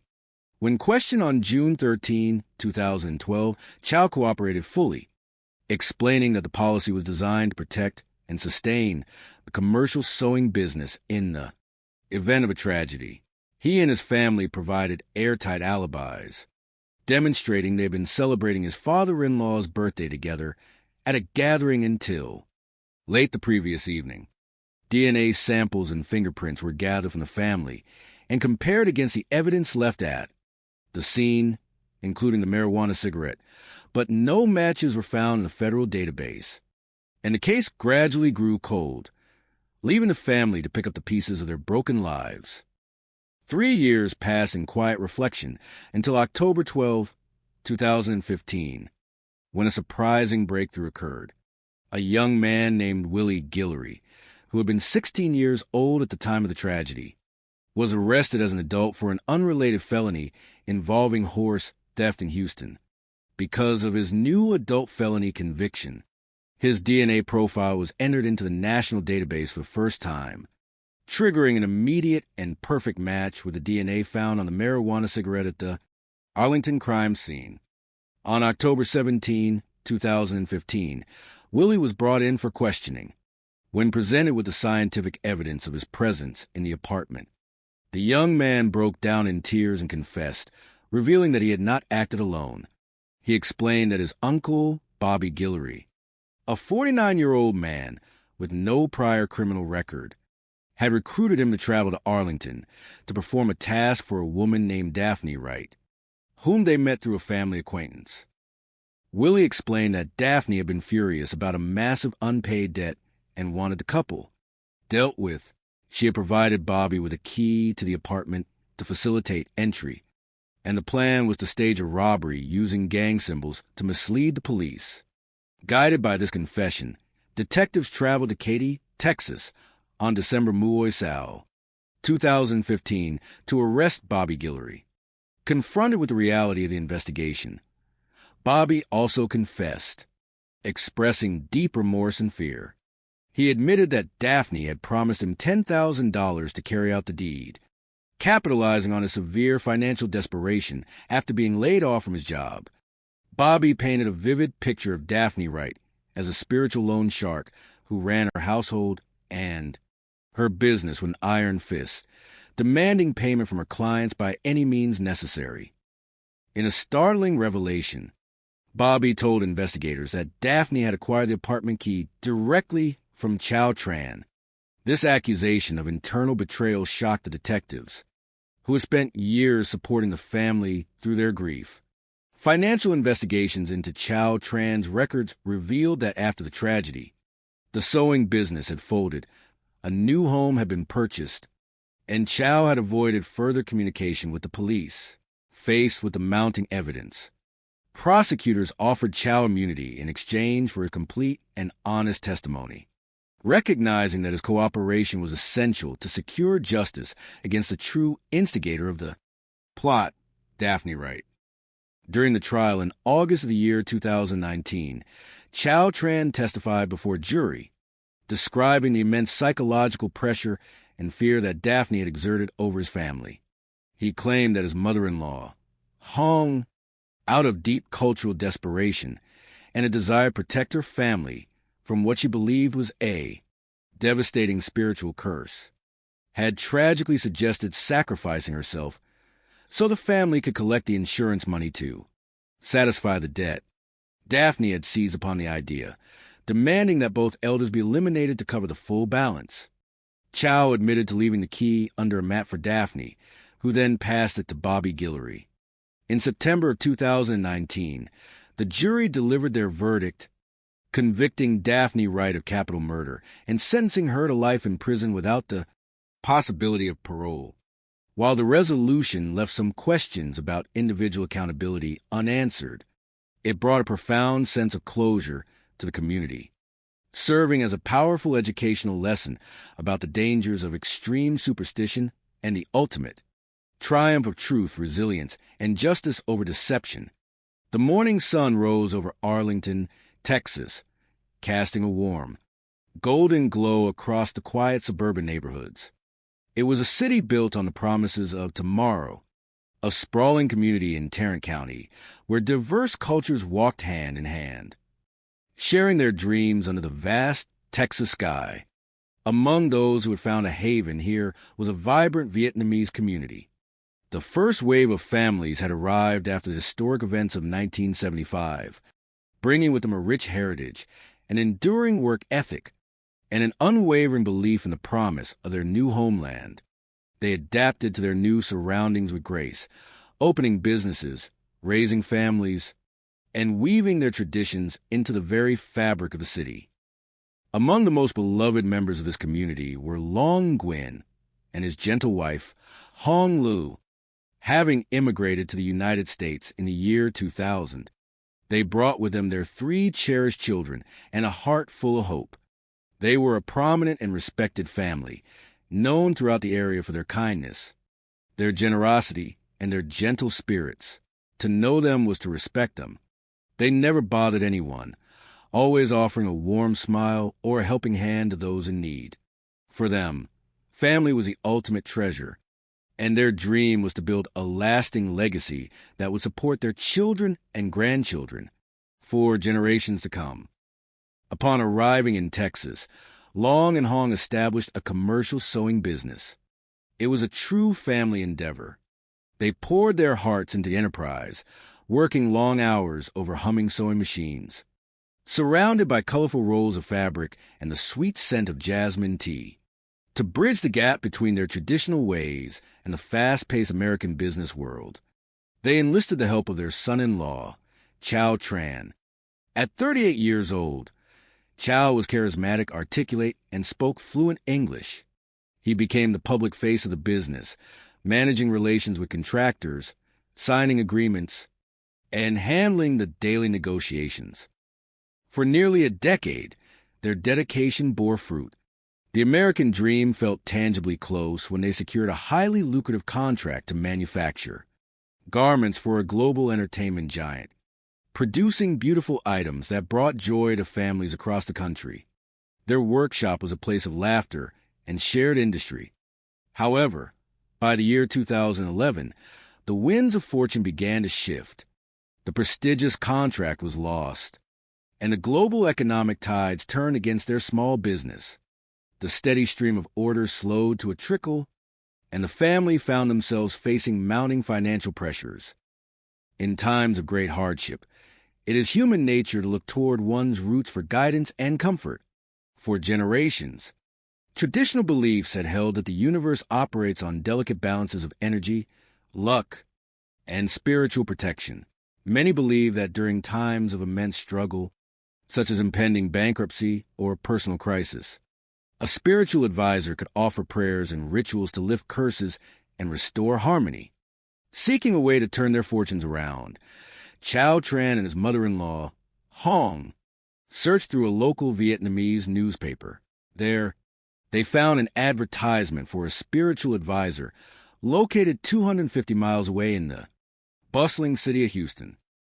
The advertisement promised a path to renewal, claiming the advisor possessed the spiritual power to remove negative energy, lift deep-seated curses, and attract abundant good fortune. Encouraged by Hong's deep-seated beliefs, Chow reached out to the spiritual guide, a woman named Daphne Wright. Daphne agreed to meet them at her Houston residence for a consultation. Hoping to rescue their beloved sewing business, Chow traveled to Houston. The atmosphere was thick with incense and the soft chime of bells as Daphne performed a traditional ritual designed to invite prosperity back into their lives. The family returned to Arlington filled with renewed hope, believing that their dark days would soon be behind them. Yet, a year later, the promised turn of fortune had not arrived. Instead, a quiet shadow fell over the family. On the morning of June 10th, 2012, at exactly 7:29 in the morning, an emergency dispatcher in Arlington received a distress call from Chow Tran. He requested a welfare check on his elderly in-laws, explaining that his family had gathered outside the couple's apartment and felt a deep, unsettling anxiety. Chow explained that his teenage son had gone and knocked on the door, but there had been no answer. The family noticed that a window to the residence was slightly open, and things simply did not look right. Too frightened to enter the apartment themselves, they waited anxiously on the sidewalk, praying for reassurance. Officer Weller, a compassionate and dedicated responding officer, was quickly dispatched to the scene, arriving at the apartment complex. Weller immediately noted that this was not a typical welfare check. An entire family stood outside in the early morning light, their faces etched with worry. Upon entering the apartment, the officer called out, but only silence answered. The living room appeared to be in disarray, with items scattered as if a burglary had taken place. Weller checked the kitchen and the bathroom, finding them empty before turning toward the sole remaining room, the bedroom. With a flashlight in hand, the officer surveyed the quiet bedroom. Initially, nothing seemed out of the ordinary, and Weller felt a brief wave of relief, hoping the elderly couple had simply gone for an early morning walk. But as the officer turned to leave, the beam of the flashlight caught faint hand smudges on the wall next to a very small closet door. A sudden instinct urged caution, but duty demanded thoroughness. Officer Weller gently opened the closet door. Inside, the small space lay long and hung, bound tightly with heavy gray tape. There was no breath left in them, and the scene spoke of a tragic, sudden end. Overcome by the weight of the discovery, Officer Weller walked back to the living room, pausing to collect composure before calling for a supervisor and the crime scene unit. Arlington homicide investigators, including seasoned detectives with over 2 decades of experience, soon arrived to process the scene. It was clear that a violent struggle had occurred. There were marks of disturbance near the front entrance, and the living room had been ransacked, with compact discs and household items strewn across the floor. On the coffee table lay a plate with crushed prescription tablets and a hand-rolled cigarette, alongside a light blue bandana wrapped around a glass bottle. To the initial observer, these items seemed like the calling cards of local youth gangs who were known to occasionally trouble the area. However, experienced detectives knew that sometimes things can appear too perfect. The presence of the gang-related items felt staged, as if someone had deliberately tried to paint a picture of a random robbery gone wrong. While forensic experts carefully collected the hand-rolled cigarette, hair fibers, and taped to search for genetic markers, detectives turned their attention to supporting the grieving family. Chow Tran, speaking on behalf of the family, met with Detective Stewart. He explained that the family had gathered the previous evening to celebrate his father-in-law's birthday. The elderly couple had enjoyed a wonderful evening, staying until 10 o'clock before receiving a ride home from another family member. Chow painted a picture of a sweet, hard-working couple who had no known enemies.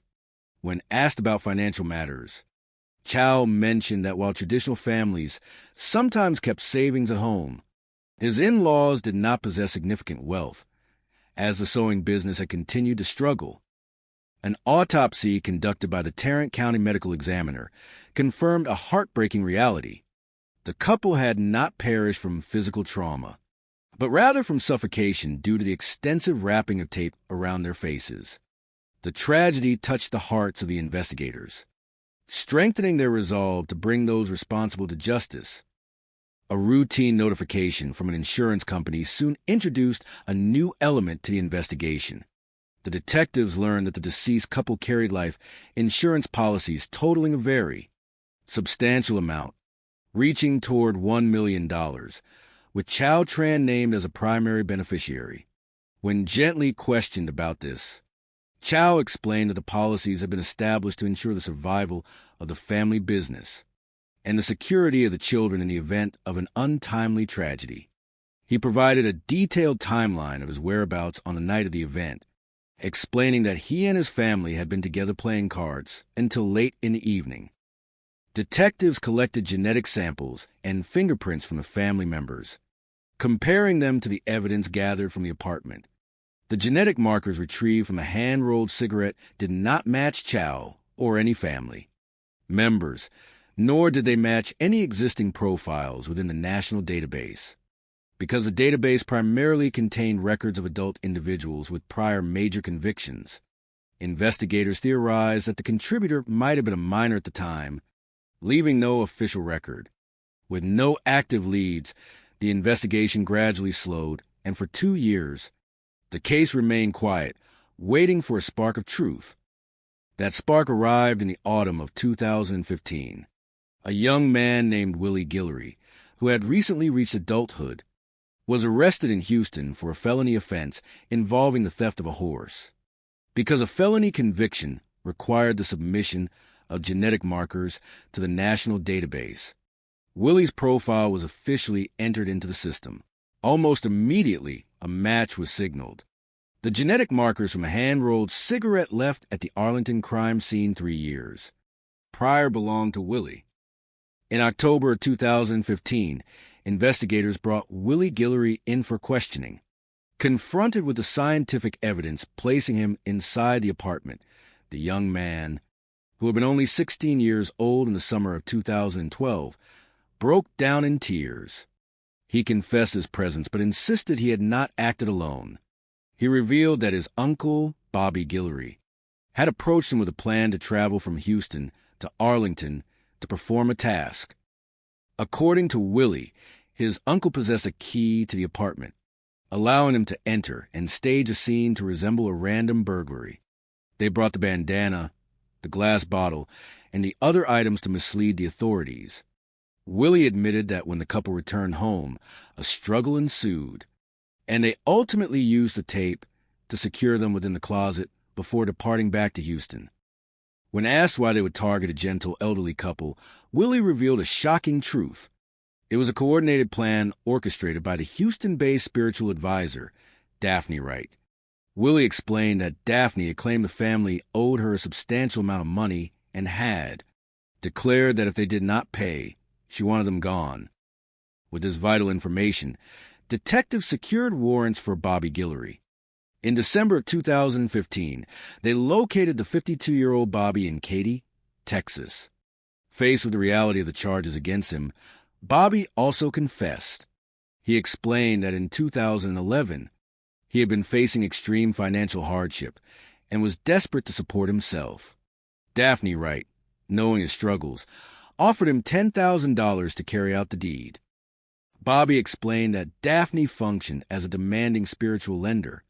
Chow, Tran, and Hong Lu had continued to pour thousands of dollars into her services in a desperate bid to save their business, running up an informal debt that ballooned to between $250,000 and $280,000.